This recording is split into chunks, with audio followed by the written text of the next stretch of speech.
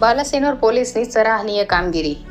આજરોજ HSC બોર્ડની પરીક્ષામાં પરીક્ષાર્થી બીમાર થતા બાલાસિનોર ટાઉન પોલીસ દ્વારા તાત્કાલિક 108 એમ્બ્યુલન્સ બોલાવી સારવાર કરાવી M&O હાઈસ્કૂલ ખાતે પહોંચાડીને પરીક્ષા અપાવી। બાલાસિનોર પોલીસે એક માનવતાનું ઉદાહરણ પૂરું કર્યું છે। India 24 ન્યૂઝ સાથે બ્યુરો રિપોર્ટ નવદીપ રાવલ, ખેડ।